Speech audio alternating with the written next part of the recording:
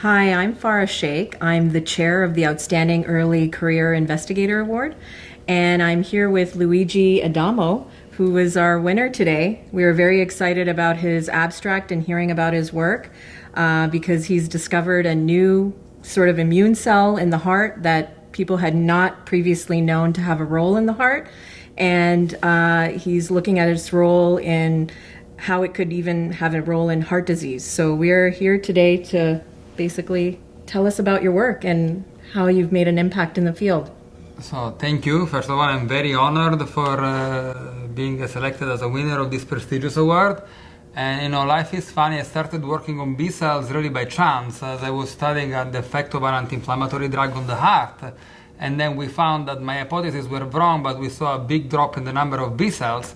And the first paper of my postdoc was a study showing that when you remove the B cells, the drug did not protect the heart anymore.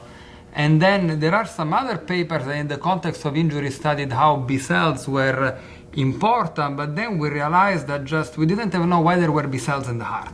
Because I actually didn't study much immunology in medical school, but then I was catching up with things. And when you read the books, they tell you that B cells just recirculate before injury, and they're not really supposed to be in the heart at baseline.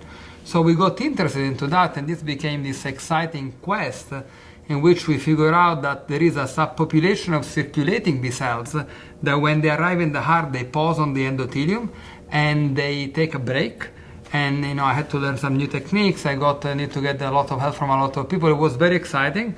And in the end, we learned that some of the models of basic biology about how we think about B cell recirculation, some of the dogmas, maybe they need to be retaught. But also, as we remove the B cells from the heart, we saw that when the B cells are gone, the heart is smaller, and the myocardial fibers are smaller, and the composition of the leukocytes in the heart changes, and also some of the contractility parameters change. So, of course, there is a lot of work to be done there, but that was just fascinating and surprising. So one of the things that we really were intrigued by as the committee is how you persisted even though there was no known role for this immune cell. What made you persist? Because I think with research, you always have ups and downs. And how did you persist in keeping on with the research and trying to understand what these cells do? That is a good question. Maybe we should ask my wife about that and my mom. Okay. But I think it's a little bit of character. I'm a little bit stubborn. And I remember when I was doing my PhD, there was this quote that was put up in lab meeting that was Judah Folkman says, there is a fine line between being stubborn and persistent.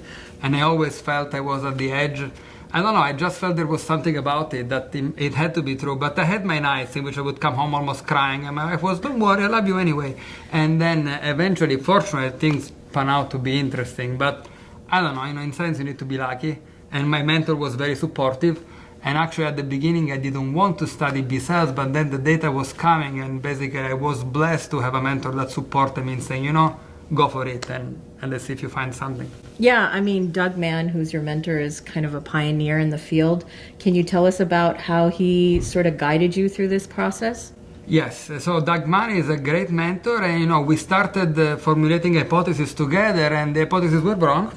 And that's okay in the lab. And then when the data it's fascinating, I started looking at B cells by chance. A friend that was teaching me how to do some experiment gave me an antibody against B cells, and it was a control. And I asked, why are we using this antibody? And she was, I just put it, it's for the color. And then it turned out to be all my findings.